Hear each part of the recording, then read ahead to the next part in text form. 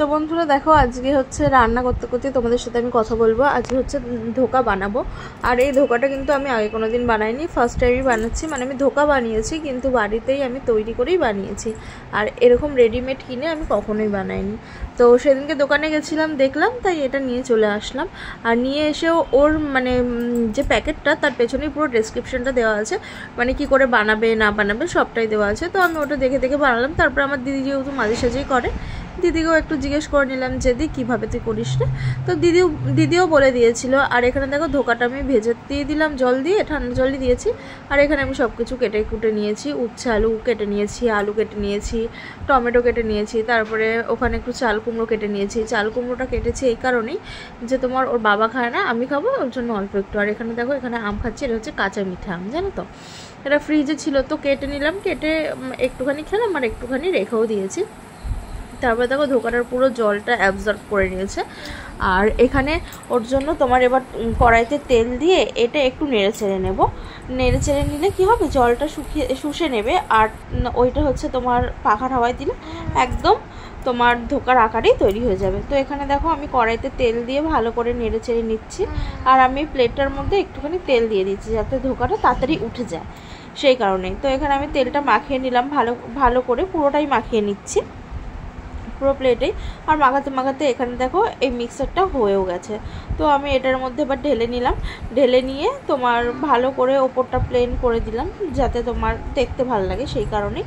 আর তারপরে তোমার একটু পাখার তলায় দিয়ে দিয়েছিলাম যাতে এটা শক্ত হয়ে যায়, মানে জলটা শুষে নিয়ে একদম শক্ত হয়ে যায়। তাহলে কি হবে, আমার কাটতেও সুবিধা হবে আর বড়ার আকারে তৈরি করতেও সুবিধা হবে, সেই কারণেই। তো এটা নিয়ে আমি ঘরে দিয়ে দিলাম পাখার হাওয়াতে। এবার দেখো এটা আমি কেটে নিচ্ছি, এটা আমি ধোকার আকারেই কেটে নিচ্ছি এবার।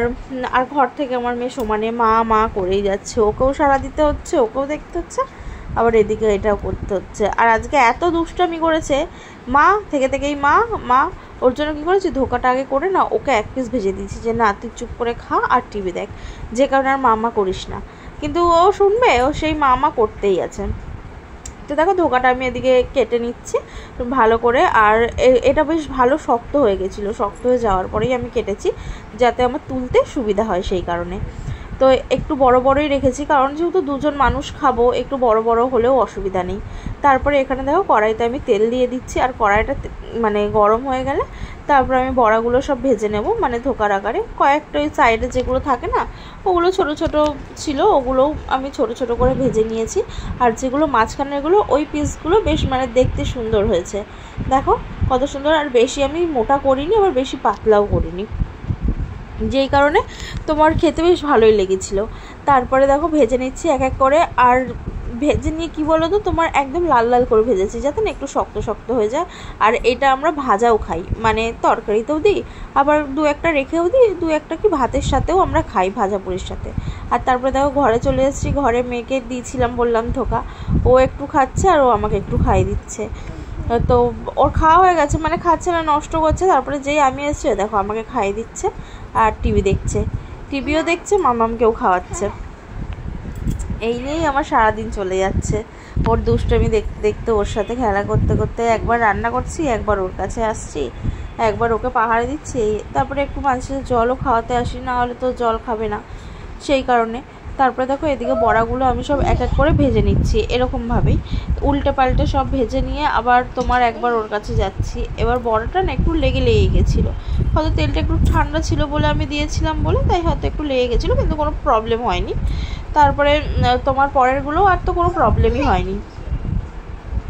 তারপরে যে দেখো এগুলোও তুলে নিচ্ছি। আর এখানে তোমার ধোকাগুলো ভাজা হয়ে গেছে, তারপরে সাদা জিরে দিয়ে দিলাম তেলে। তারপরে আলুটা ভালো করে ভেজে নিচ্ছি ওই তেলেই, মানে ধোকার যে তেলটা ছিল ওই তেলের মধ্যে। তো ভালো করে ভেজে নিচ্ছি, ভালো করে ভেজে এবার তোমার আমি একটা মানে মিক্সারে একটা পেস্ট করে নেবো। সেটা হচ্ছে তোমার আছে আদা, সাদা জিরে, টমেটো, আর হচ্ছে কটা কাজু ছিল, কাজু দিয়ে দিয়েছি ওর মধ্যে, বেশ ভালোই লাগছিলো খেতে। তো ওর মধ্যে দিয়ে আলুটার ওপরে তারপরে দেখছি আলুটাও লাল লাল করে ভাজা হয়ে গেছে। ওর মধ্যে তোমার দিয়ে দিলাম হচ্ছে লঙ্কার গুঁড়ো, হলুদ গুঁড়ো, সামান্য নুন, মানে পরিমাণ মতন নুন যতটুকু লাগে দিয়ে তারপর এটা ভালো করে কষিয়ে নিচ্ছি। তারপরে এইদিকে দেখো আমগুলো আমি সব খাইনি, আমি করেছি তোমার কাঁচা মিঠে আম আর ওই আম না বুঝতে পারে দুটোই একসাথে কেটে দিয়েছি। ওর জন্য টক আমটা রেখে দিলাম, ওরা যদি চাটনি করি পরে করে ফেলবো। আর কাঁচা মিঠাও কটা খেলাম, কটা রেখে দিলাম। আর এখানে দেখো আমার মশলা কষে গেছে। মশলা কষে যাওয়ার পরে আমি তোমার জল দিয়ে দিচ্ছি। এবার জলটা দিয়ে দেওয়ার পরে দেখছি যে মানে ফুটে গেছে আর আলুটাও সিদ্ধ হয়ে গেছে। তারপরে তোমার ধোকাগুলো সব দিয়ে দিলাম আস্তে আস্তে। এবার আমি একটু জলটা বেশি দিচ্ছি, কেন বলো তো, ডাল না তোমার অনেকটা জল মানে ঝোলটা শুষে নেবে, সেই কারণে একটু ঝোলটা আমি বেশিই দিয়েছি। তারপরে ওটা ঝোল দিয়ে দিলাম। ঝোল দিয়ে আবার একটু আমি ঢাকা দিয়ে দেবো। ঢাকা দেওয়ার পরে তোমার এবার নামানোর সময় দিয়ে দিচ্ছি হচ্ছে গরম মশলা, সামান্য একটু গরম মশলা আর ঘি দিয়ে তারপরে আবার একটু দেখো ভালো করে আমি নেড়ে নিচ্ছি। নেড়ে নিয়ে আবার একটু ঢেকে দেবো। আর সামান্য একটু চিনি দিয়ে দিলে না বেশ মানে একটু নিরামিষ তরকারি তো একটু মিষ্টি মিষ্টি ভালো লাগে, সেই কারণে। আর ওইদিকে হতে হতে এদিকে মামামের জন্য আমি তরকারি নিয়ে চলে এসেছি, ভাত নিয়ে চলে এসেছি। মামামের এখানে ধোকার তরকারি দিয়ে ওকে খাওয়াচ্ছি, ও যেহেতু এখন একটু ঝাল ঝালটা খায় সেই কারণে। তারপরে দেখো ধোকার তরকারিটা কতটা দেখো জল শুষে নিয়েছে, আমি কতটা জল রেখেছিলাম আর কতটা জল শুষে নিয়েছে। তো আজকের রান্না তোমাদের দেখিয়ে দিলাম, আজকের এইটুকুই, আর কিছু বলবো না। আর এদিকে মামামকে তোমার জলও খাইয়ে দিয়েছি, কারণ আজকে লেবুর রসটা খাওয়াইনি। কি বলো তো, আজকের ওয়েদারটা একটু ঠান্ডা ঠান্ডা আছে না, সেই কারণে লেবুর রসটা খাওয়াইনি, আজকে লেবুর রসটা গ্যাপ দিলাম। আর একটু বেশি করে ওকে জল খাওয়াচ্ছি, যেহেতু প্রটির একটু প্রবলেম হচ্ছে। এর আগে ডাক্তার দেখিয়েছিলাম, তো ডাক্তার তেমন কিছু বলেনি, সেই কারণে। তো চলো বন্ধুরা, আজকে দেখো এইটুকুই। আর মামামের পাকা মুটা শুধু দেখো। মামা